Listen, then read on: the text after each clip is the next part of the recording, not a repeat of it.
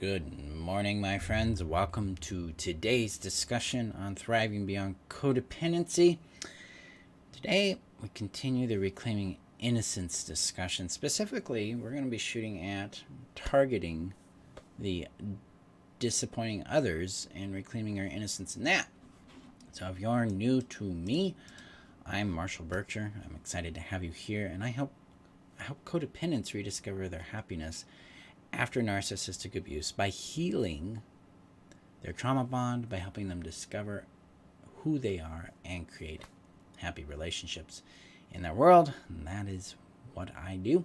So if that's you, you're in the right place. So I need to share this out to the community real quick. The community is your safe haven here on the internet. So if you're a survivor of narcissistic abuse and you're looking for the path out of that abuse, to get back to yourself and understand your experience, find out that you're not alone in it, create some sanity back in your reality, and get tools and guidance that make the impact and make the change in your world, join the community. The link is above on Facebook, below on YouTube. And if you're on YouTube, hit that subscribe button, hit that bell, because I upload new discussions 2 to 3 times a week. I'm going to get this shared out right now. Let me know, guys, in the comments how you're doing, how things are for you, what you think of the topic. As I click some buttons here. Boom. Okay. So, sorry about that. Innocence and disappointing others. Now, who here, comment below if disappointing others is something that kind of terrifies you. Kind of actually like, oh, God, not that. Because that certainly has done that for me. It still does that for me sometimes. And it really is this center of the abandonment and rejection wound that we tend to carry because of our experiences with especially with our parents or with people that we've emotionally bonded with. I love being transactional, meaning that we have to chase it, we have to earn it, we have to prove ourselves worthy. Disappointment feels very lethal to our sense of inclusion, our sense of value, our sense of lovability, and lethal, a threatening thing, and fatal to the attachment we feel and bond we feel with others that we love and care about. So a lot of times we work really hard not to disappoint others, and one of the things that we tend to do in that is condemn our feelings, our thoughts, our wants, our needs, our boundaries, our person. We tend to come at ourselves and make ourselves the enemy rather than the ally in this experience. And we do that because it comes from the logic of, if I can change who I am, they won't be disappointed. So we're working to really avoid the consequence of disappointment, which is their rejection. And really the deeper consequence is the belief that their rejection defines us in some way. So as we're dealing with this, we're countering disappointment and disappointing others in our world, we're really wrestling with this fear that their judgment, their conclusion, defines us in some way. And this is an extension of something called external orientation. This is where we define ourselves through the point of view of another human being and then agree with it. And this happens because we haven't been taught to anchor in our own authority, our own perspective of who we are, and to be loyal to ourselves. Instead, we have been taught to be loyal to other people's approval because that's how we feel a connection to them. So when it comes to innocence in this experience, innocence invites us to restore to us the sovereignty that we intrinsically have as a human being, and to understand that disappointment is not harmful, it's not sinful, it's not wrong, it's not bad. Disappointment's a natural product of difference between two or more people. Now, disappointment can come in from a lot of different things. I mean, there's contextual awareness and nuance that can come in with this. But generally, if you're coming from a place in your world that matters to you, that you're making decisions that you value, that end up disappointing others. Those are disappointments you can safely set aside. You can respond to them with empathy and say, hey, I get it. I can see why you're disappointed there or frustrated with my choice. I understand it's had an impact on you and I care about that. But you don't have to change the choice. See, you have the right to make choices that add to your well-being and happiness, despite it disappointing somebody else. Now, if we put this in, like, for instance, the context of a relationship, and you make a choice in this relationship that directly affects another human being, and they're upset and disappointed in that, probably ought to have made that decision in conjunction with that person if it was safe to do so. Sometimes relationships aren't safe enough for that to happen, so you have to make a unilateral decision that then affects them, and then you've got to deal with the outcome with that. Often we see that in the conclusion of relationships where they end, because usually the ending of a relationship is frequently unilateral. Someone chooses to end it and leave the relationship, and the other person's hurt and disappointed by that. Hi, Fabiana. And so, obviously, there's context here around the idea of disappointment. But when we apply innocence to disappointment, we don't have to internalize an ill will upon ourselves in response to someone's disappointment. We can operate with an honesty to our intention. And while they may be disappointed in that, that doesn't mean that we did something wrong and that we have to condemn or judge ourselves on this decision. And this is really what it comes back to with innocence, is it helps restore our authority to make the decisions we need to make for our well-being and for our happiness. It releases the unnecessary shame and guilting that we tend to do to ourselves for making choices that other people aren't happy with. Now, in adult peer-to-peer relationships, whether it's a child to a parent relationship, whether it's peer-to-peer, disappointment's going to happen. It's something we need to develop capacity for. It's something we need to work with communicating effectively in, and allowing disappointment to be expected in every relationship we have. Sometimes there's small disappointments, like you didn't get what you were hoping for in that particular moment with the person because maybe they were having a bad day or something else was going on. Sometimes they're massive disappointments because they alter your life in a way you didn't want or didn't ask for or didn't choose. Those are all valid, and they're valid for the other individual, but they don't require a shame or guilt response to manage. Instead, they require empathy, they require understanding, both for ourselves and for others. And when we're willing to access the innocence, the sincerity in ourselves and making the choices we have that have disappointed others, we can be free of that.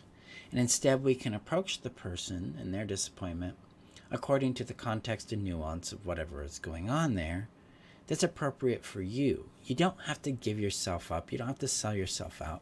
You don't have to sacrifice yourself in any way because someone else is disappointed in your choice. In fact, maturity really indicates that I'm willing to let someone disappoint me and maintain connection with them.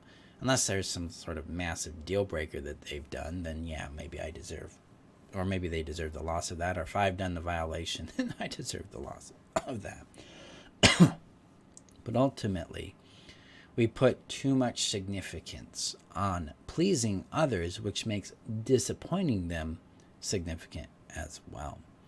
When we let go of pleasing others and we move towards being honest and having an integrity and alignment with our well-being and happiness, and being direct, clear, and simple with the communication around what that means for us with the others involved in these things, it reduces the potential of disappointment long term. It might do it short term up front, but at least it's clear and honest, and we can have a healthy approach and a healthy direction from that point forward. This is much easier to accomplish when we are coming from a loyalty to our innocence, a loyalty to our sincerity, rather than condemning ourselves or judging ourselves based on their reaction. We can go and look at it from like, hey, my intention is this. This is what I desire. Here's the best way I know how to get there. Try it out, see what the result is, and then see if there's a way to improve it or not based on the result and maybe what feedback you get. But you don't have to condemn yourself anymore. This also gives you the permission, the power to disappoint others. Because I guarantee it, right now you're disappointing someone. They're not going to let you know, but you've done it. And it has done nothing to your world. It's not devastating, it's not destroying anything. Right now, I am disappointing someone. Guaranteed. Somebody's going to be watching this video or some other video, or they're looking through a document. I have one person on Instagram. He's like, oh, you misspelled a word. You're an idiot. Disappointed him. Now, my response to that is I blocked him because he went personal. I'm like, well, cool. I don't tolerate that, so see ya. Disappointment is a natural function of being ourselves. It's going to disappoint others because we all have expectations, whether they're conscious or unconscious. We tend to project expectations onto either ourselves or others or both. And that's where disappointments tend to show up, is these expectations, these unconscious desires that haven't been consented to. Now, sometimes we do have consented to desires and agreements that then are altered or violated, and that's also a valid place of disappointment. When that happens, the people who did the violation need to own it. If the agreement is changed and it's disappointing, empathy is the best course of action there in my book. Because, I mean, what's the whole point of relationship? It's not to be right, it's not to be wrong, it's to understand. It's to foster connection and well-being, even through disappointment. But in that, we do not have to condemn ourselves. This is the role of innocence, as it allows us to be free of the condemnation and judgment that brings in guilt and shame, that motivate less positive, less healthy behavior. Guilt and shame are going to motivate codependent behaviors, withdrawal behaviors. They're going to steer us in a direction that isn't going to create healthy outcomes for ourselves or for others. The impact we have on them can be negative if we're coming from shame and guilt. So innocence allows us to access this well-being in ourselves and our sincerity so that we can become and then maintain a clarity and an honesty in how we interact with each other. In other words, we're coming from positive, warm regard for ourselves while being coupled with accountability and with empathy and understanding for the impact that a choice or a decision or an action has on someone. And it's so much easier when we have a positive care for ourselves. I'm not a bad person. I'm not here to condemn anybody. I'm here because I'm just doing my best. I'm going to own the impact. I'm going to understand it. And sometimes I don't even have to do anything about it because maybe they're disappointed about a choice I made that's fundamentally none of their business, right?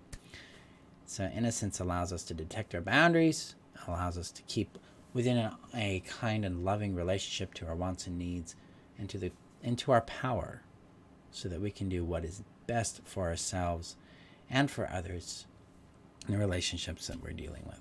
So that is today's discussion. Let me know what your thoughts are in the comments below, and I'll respond to them via text. Chat it out, type it out. This also couples with the Reclaiming Yourself Innocence course that launches this Monday. We start this Monday. It's taught twice on Mondays at 11 a.m. my time and 6 p.m. my time. My zone is Mountain Time here in Boise, Idaho. You're going to be going through 3 steps. I'm going to teach you what innocence is, give you a bigger, deeper understanding of that, teach you how to reclaim it in 5 specific areas, including mistakes, perfectionism, needs, wants, feelings, belonging, judgment. Now I'm going to teach you a practice you can use in your daily life to continue to reclaim innocence and align yourself back with your sincere intent and help you improve how you show up in the world. It's only 5 modules long. It's a really short course and is the launch pad into the Heal Yourself strategy. So when you enroll, you're also enrolled in the Heal Yourself strategy that starts February 22nd. In that particular course, I'm going to help you restore sanity, connection, and safety to your life by helping you heal the trauma bond and the core components of codependency. So we'll be restoring safe attachment, we'll be restoring identity and power, We'll be restoring safety both emotionally and physically, and we'll be restoring reality, bringing sanity back into your world so you can understand what your experience has been and help you make decisions about what you're going to be doing forward in your world and in your healing. So be sure to jump in on that. The link is above, on Facebook, below, on YouTube. I look forward to seeing you in those courses and being able to impact your life that way. I appreciate you. I appreciate your time. I appreciate you being here with me, allowing me to impact your world. Today, go forward and explore the innocence of disappointing others rather than the shame or guilt or condemnation you may currently carry, and see what that starts to shift in your world. All right. I will see you guys in our next discussion. Keep yourself safe out there, and see you later.